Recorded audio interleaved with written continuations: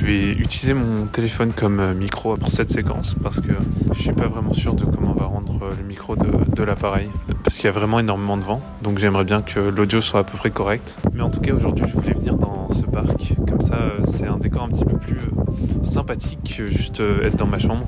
Et aujourd'hui je vais vous parler d'une boisson que j'adore, c'est les bubble tea. Celui que j'ai aujourd'hui je l'ai acheté chez Mr Donuts et du coup j'ai pris des donuts. Et rien que ça, je pense que ça montre que c'est un petit peu plus démocratisé qu'en France, les bubble tea au Japon. D'ailleurs ils appellent ça tapioca. Et en fait même dans un magasin qui n'est pas spécialisé en tapioca drink, ils en ont quand même. Parce que la spécialité des Mr Donuts, c'est les donuts. Mais j'ai aussi vu plein de restaurants où ils en avaient. Et dans plein de chaînes de restaurants où je suis allé, ils avaient des bubble tea. Il n'y a pas du tout ça en France. En tout cas, là où j'habite, si tu veux en trouver, il faut aller dans une boutique qui est spécialisée dans les tapioca drinks. Alors qu'au Japon, on en trouve un petit peu partout et c'est plutôt pas mal parce que j'adore ces boissons.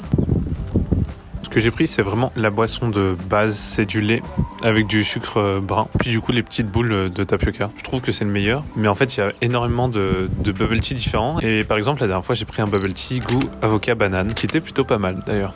Et donc voilà, je pense qu'on en a fini avec cette intro et j'espère que l'audio sera pas trop dégueulasse. Quand je disais que le bubble tea c'était beaucoup plus démocratisé au Japon qu'en France, ce que je voulais dire c'est qu'on peut en trouver un petit peu partout. Il y en a dans les restaurants familiaux, il y en a dans les cafés, et on peut même en trouver au combini, même si ceux des combini sont un petit peu différents parce qu'ils ont des perles un petit peu plus petites. Mais du coup peut-être que vous savez pas ce que c'est le bubble tea. Le bubble tea à l'origine c'est du thé au lait chaud ou froid avec des perles de tapioca, et on le boit à l'aide d'une grande paille. Le tapioca c'est une fécule fabriquée à partir de racines de manioc amer, et c'est donc avec cette farine de tapioca que sont préparées les bulles des bubble tea. Concrètement on mélange cette farine avec de l'eau et du sucre, puis on la cuit pour qu'elle devienne gélatineuse, et enfin on la sèche. Elles ont vraiment une texture très particulière et un goût assez neutre, mais ce sont ces petites perles qui ont fait le succès de cette boisson. Et donc les japonais en général ils appellent cette boisson tapioca à cause justement de ces petites perles de tapioca. Du coup cette boisson elle a été créée dans les années 80 à Taïwan et elle s'est exportée dans le monde entier dans les années 90. Mais pour moi, elle reste vachement plus ancrée en Asie qu'en Europe ou en Amérique du Nord par exemple. Et justement au Japon, c'est une boisson qui a été très à la mode. C'est pour ça que vous pouvez voir beaucoup de boutiques spécialisées dans les bubble tea au Japon,